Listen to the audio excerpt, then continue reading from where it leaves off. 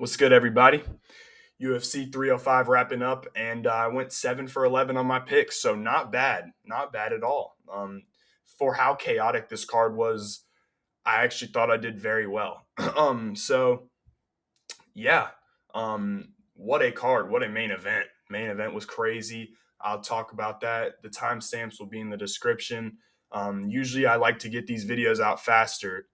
Obviously, I had a bit of an issue last night, with some, I wasn't very competent to make the video, so I'm up now and I'm making it now. Yeah, I'll be uploading again today about the future fights to make. But yeah, I was impressed, and I really want to say I appreciate the support lately. I've been, gaining some traction on my subscribers, and I appreciate every one of y'all. So if you could, subscribe right now, I appreciate it. And yeah, let's get right into it. All right, Stewart Nicoll gets choked to sleep by Jesus Aguillar, and I did pick this. I picked Jesus Aguilar via a guillotine. I called this, so it was a great way to start my night off. Stewart Nicoll, he came out, got Aguilar's back, and I was a little nervous. I thought the fight was over right there, but he got out of it, and he's a good scrambler. I knew that. And I thought he'd have the advantage on the feet. He came forward immediately in the fight and kind of found himself in a bad position, but looked good, man. That guillotine is crazy. He was. I still don't know if Stewart Nicoll's awake right now. He was put to sleep by that, and yeah. But Jesus looked good, man. He actually has three wins in a row, I believe, and beating a highly touted guy and a prospect like that is impressive. I didn't pick Nicoll. I watched him on the regional scene. And it's not because I didn't pick him because of his skill set. I do think he is great, but bro, it's just the competition that he was fighting was fucking awful. And I thought with that many takedowns being shot, I know Jesus could be able to grab his neck and attempt a guillotine, and he came through and got it. And yeah, my first pick of the night was right, and I was a big underdog. So yeah, let's move on. Kenan beats Ricky Glenn to a decision, and I'm not that impressed, man. Ricky Glenn looked like a fucking zombie after the first round. He looked like he had just, he just looked like he had just drinking a million like fucking bottles of vodka, and he was just jumping all over the place and wobbly. And he also had a golf ball in his head, hematoma that was huge. And I don't know how you don't finish that fight. Like, bro, I'm sure like, amateur fighters could finish that fight. So Song Kanon, not that impressive, man. You got to finish that fight. And there were multiple, instances of this on this card, especially on the prelims, where I'm like, bro, you got to finish the goddamn fight. And they didn't finish them, but Song Kanon is one of them. You got to finish that fight, man. Ricky Glenn was out there looking like a zombie, bro. And Song Kanon, you might find yourself back in the Apex, bro. I don't think the UFC will let you fight on a card like that if you're not going to finish a guy like Ricky Glenn, where you had multiple opportunities to do it. And yeah, I got my pick right, though. I did pick a round one KO. Yeah, he had the opportunity, like I said, to do that. He had Ricky Glenn wobbling and stumbling all over the place. He had opportunities to do it in the second. He had opportunities in the third. I don't know what the fuck he was doing. But he was tired as well, so I kind of understand. But get your fucking cardio up. And yeah, let's move on. Tom Nolan beats Alex Reyes. And, I picked Tom Nolan. I think Tom Nolan's good. I do like him, but he was a minus 1,200 favorite coming in here. And another instance, you got to finish that fucking fight, bro. Tom Nolan is 24 years old. He has been knocked out before. He's been dropped in his last fight, and he almost got dropped by Alex Reyes. And, it's annoying because I think he's talented, and I like the guy. He's one of my top 15 favorite fighters, I think he's talented, and he's got all the skills to be a great fighter. He just doesn't fight like a guy with his range and size. He fights like a fucking 5'4" lightweight and just brawls. Like, I don't know why he does it. He could stick behind his long range weapons, and he doesn't do it. And it pisses me off a lot because I want to see him be good. Not the greatest performance. He could have dropped around to Alex Reyes, and Alex Reyes is god awful. I mean, this guy fucking sucks. He is so bad. So there's no excuse for Tom Nolan not to get the finish there, but I'm still hoping that Tom Nolan can, be good because I think he is, has, like I said, he has potential. He's athletic. He's very long for the weight class. man, he showed some nice things. Like when he's very creative in the clinch. He finds a way to hit you in the clinch, which is impressive. And I think his takedown and jiu-jitsu is great, but just on the feet, his defense isn't great. So it's frustrating for me to watch him because, like I said, I do like him, and he just doesn't fight like he should fight. So I'd like to see a change of camps or something like that for Tom Nolan. But I guess it's a win. A win is a win, but not the greatest look for my boy. Jack Jenkins TKO's Herbert Burns in the third round. I had a second round TKO. I also had Herbert Burns to get a submission just to throw some money on it because I did get a good number on it, and he was close, a couple times.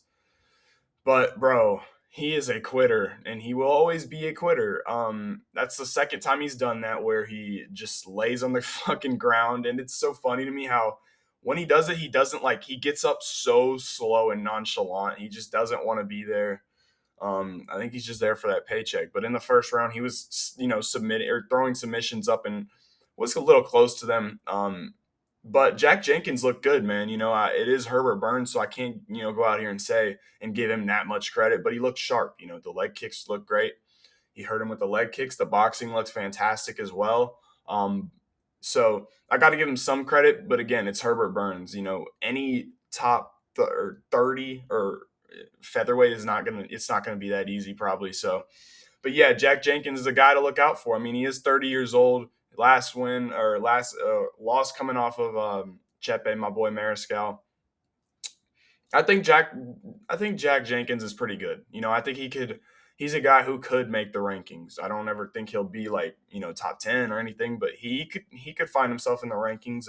I'd like to see a good fight for him. I don't know about a ranked opponent, but he did say he wanted to fight in Edmonton, Canada. So yeah, do that. I mean, sounds like he wants to get back in it, and he looked pretty good for the time being. So yeah, let's move on. Ricardo Ramos beats Josh Cullibao in fucking embarrassing performance from Josh Cullibao. For my bets on this fight, right? I had fight to not go the distance. I had a lot of money on that. It was matched up with something that had already hit. I had a lot of money on it. And as you know, if you watch the fight, there are multiple opportunities for both guys to finish the fight. Josh Cullibao comes out after, being in a rear naked choke and very deep one and doesn't tap and comes out and leg kicks Ricardo Ramos, and he's hurt. He was hurt in the first round with the leg kicks. That's why he shot the takedown.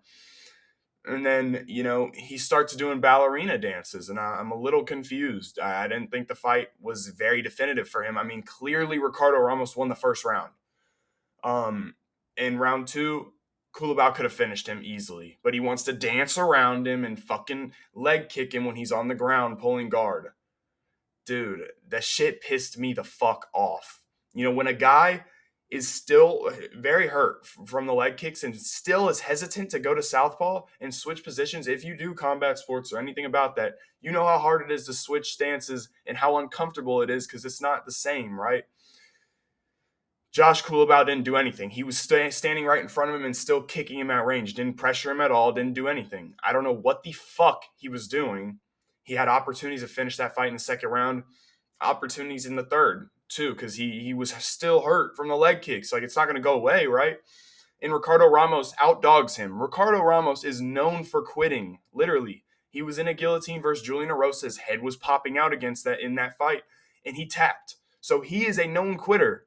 And you just, and everybody talks about Josh Cullibao, such a dog. You lost to a fucking quitter. So no, you're not a dog. I'm glad he lost. I picked Cullibao to win this fight, and I'm glad he lost. I also had Ricardo Ramos submission, and that fucked me up too because it was right there. So it was a frustrating night for me betting, but picks wise, I did pretty good. And yeah, Josh Cullibao, you deserve to lose that fight. He's lost 2 in a row now, so we'll see what happens to him. But he deserves to lose that fight. I don't give a fuck. You can call it a robbery, you can call it this and that. He quit. He fucked around and found out. So good win for Ricardo Ramos. He showed that he isn't a quitter anymore. Valter Walker submits Junior Tafa in the first round via verbal tap. For the people saying that shouldn't have happened, it was clearly right. That's what you're supposed to do. If you know anything about wrestling or BJJ or anything like that, that's what you're supposed to do. If you yell while you're in a fucking submission, like a ligament submission, they will stop the fight. That happens in jiu-jitsu tournaments. It happens in MMA all the time.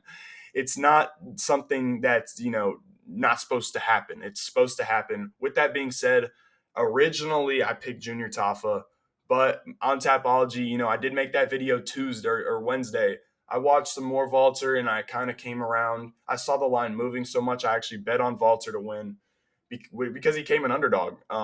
So I did pick him on Tapology, if you know what that is. I will put a screenshot, but I mean, obviously I could forge a screenshot. If you want to go look at my Tapology account, it's the same as my username.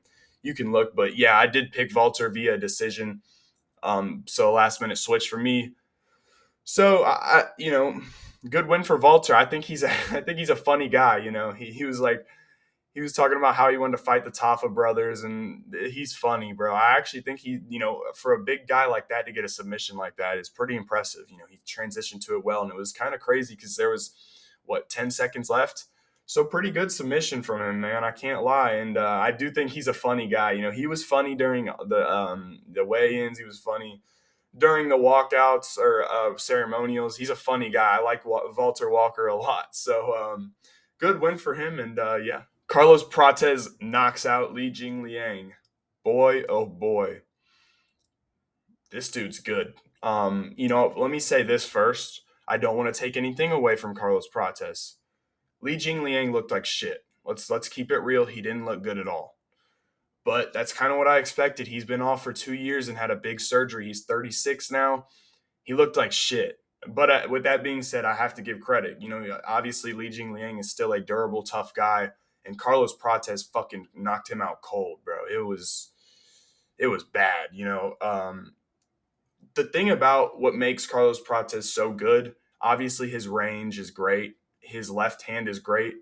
It's the accuracy. This guy, I don't think he missed with a left hand on the leech all night.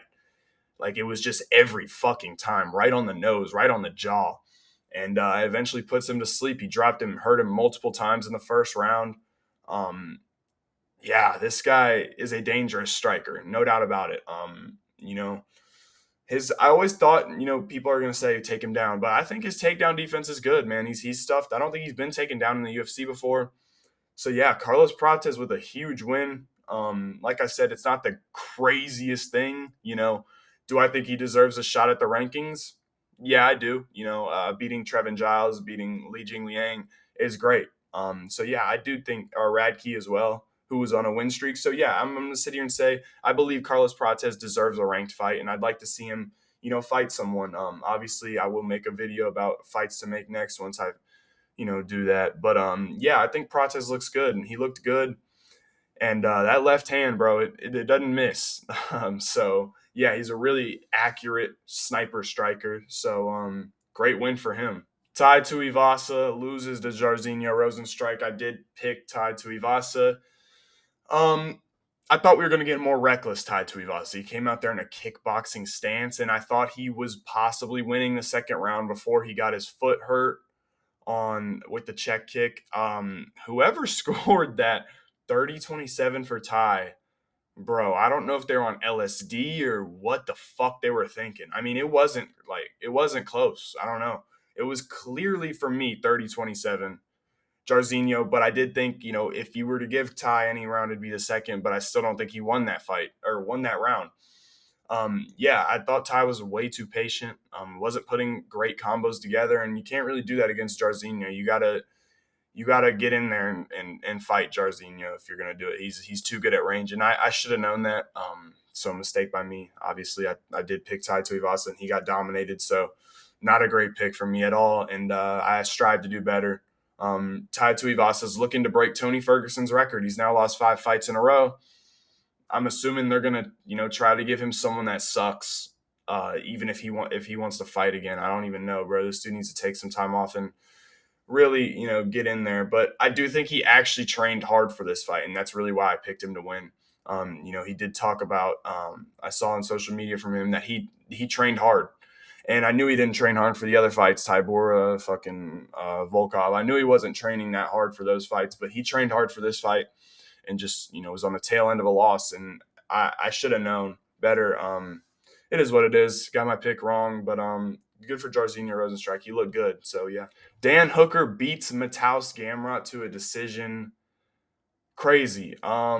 First off, let me say, like, when in the second round where people were saying Dan was like, boys, I love this shit, bro. That shit was so cringe to me. I don't even know why.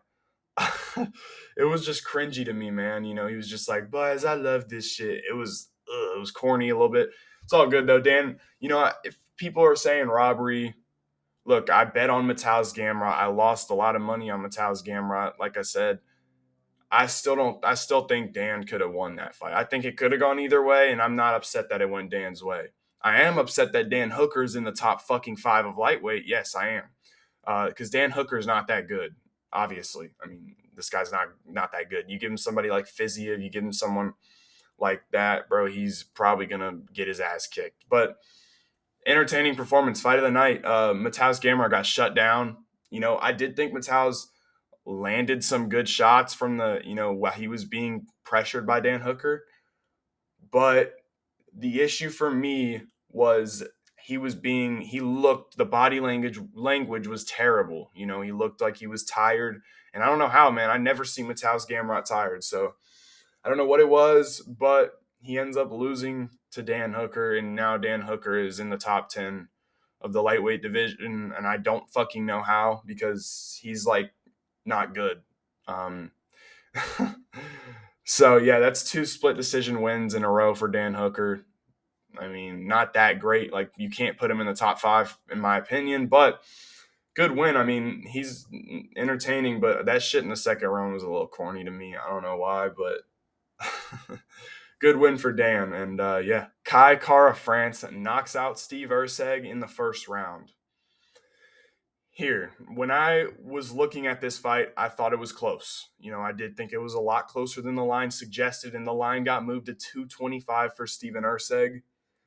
Look, I thought it was a little wide, very wide, actually. I'm going to sit here and say I thought that it should have been minus 150 or plus 135. I didn't think, Kai Kara was that outskilled in this matchup. He set up a nice shot, came over the top, and landed a nice right or left hook.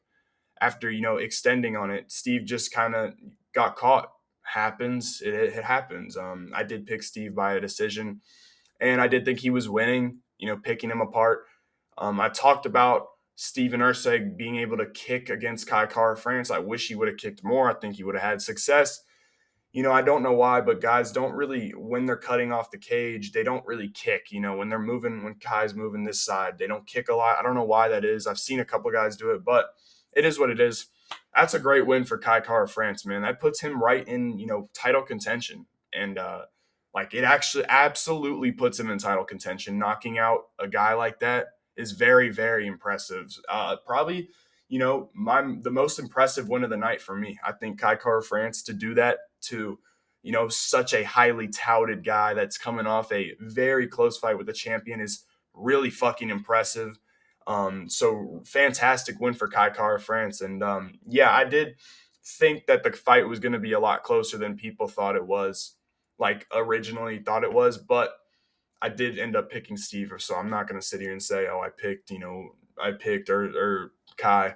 No, I picked Erceg, and great win for Kai Kara France, man. I got to give him a lot of credit. So yeah, let's move on. My guy, Dricus du Plessis, coming through with the 4th round submission. I did pick him by a late KO, a 4th round KO actually, but I got the 4th round submission. Yeah, I was impressed, very impressed by both guys actually. Look, when I was thinking about this fight, I was thinking Izzy's going to be staying away, and he was killing that fucking body, man. How tough is Dricus, bro? Holy shit, he was killing that body. I mean, this guy DDP is one of the toughest and, in my eyes, the most entertaining fighter on the roster in terms of when you think about everything. This guy has turned Israel Adesanya into a fun fighter, which isn't crazy. He turned Sean Strickland into a fun fighter, which is crazy because Sean Strickland is boring as shit. So this guy deserves a lot of respect, and whether you like him or not, he says what he's going to do. He says he's going to come in there and look for the finish and come forward. He does it every time. So, mad respect to DDP, man. What a great fight, though. Izzy was, I thought the first round went to DDP. I thought the second round went to DDP. I thought the tides were turning a little bit. In the third round, Izzy landed some great, great body shots that he was landing previously, but this time he was putting the combos together, landing the nice uppercut. I thought he looked great, honestly. I'm not a Adesanya fan. I don't like him at all, and I want him still to retire because I think he's weird. But he looked good. He looked good in there. I'm not gonna sit here and not give him credit because I did think in the third round the tides were turning. I thought Dricus was, getting a little tired and worn on from those body shots, but he still kept coming forward, man. I don't know what this guy is made out of. Yeah, he's one of the toughest guys in the UFC. He was getting his ass handed to him in that third round. Those body shots were brutal, and I don't know how you stand through those. But when I look at DDP and look how he's built, I kind of understand it. This guy's a brute. But man, it was such a good fight. But I can now expect this from DDP every fucking time because he comes out here and fights like this every time. So no matter who he goes against, I want to watch him fight again. I personally, I don't really think anybody on the face of the planet really wants to see Sean Strickland in there again. That would just be what I'm thinking. I'd like to see DDP versus Hamzat. That's what I want to see. That's what probably everybody wants to see. But if they want to give him Strickland, I guess. I mean, I'd rather have DDP as champion. I'd rather have DDP as champion over anybody, anyone. This guy is going to talk shit, first of all. He's entertaining on the mic. He's great on the mic. And he comes in the fight and fights like how he says he's going to, looking for the finish every time. And, in that fourth round, I feel like he kind of just broke Adesanya. Adesanya was circling out and Dricus was following him and chasing him, bro, hitting him in the side of the head. And he eventually, kind of hurt him or dropped him or, and then took him down and got that choke in quick, man. It was extremely impressive performance. Adesanya has never been KO'd in his, or KO'd, submitted in his career. So, wow, how did Dricus to do that? Very impressive. I mean, this guy is so well balanced. He's powerful on the feet. He was landing some good shots on Israel Adesanya. Man, such a fun fight.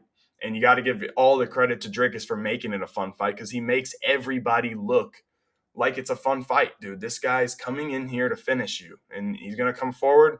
You're going to be able to land shots on him. He doesn't give a fuck. He's still going to come forward, and I love that about Dricus du Plessis. I've been a Dricus fan for a long time, throughout all the hate, throughout the Brunson fight, throughout the Till fight, throughout the, and after the Whitaker fight, it kind of seemed like everybody was going towards Dricus du Plessis, and, I was there before that, and yeah, I have a lot of respect for Dricus. I love what he's doing. He is a fantastic fighter. And just a tough matchup for anybody, man. I don't, with a win like that, I don't know who can beat him. Strickland obviously is a good fighter, but I really don't want to see that guy fight again, bro. He's so fucking boring. And, he says, we're going to go to war. And he's a clown, bro. But anyways, that's going to be it for me today, man. 7-4-11 on my picks, so not bad. Actually in the better percentile compared to what everyone else did. But, yeah, that'll be it for me today. And I'll see y'all boys in the next one.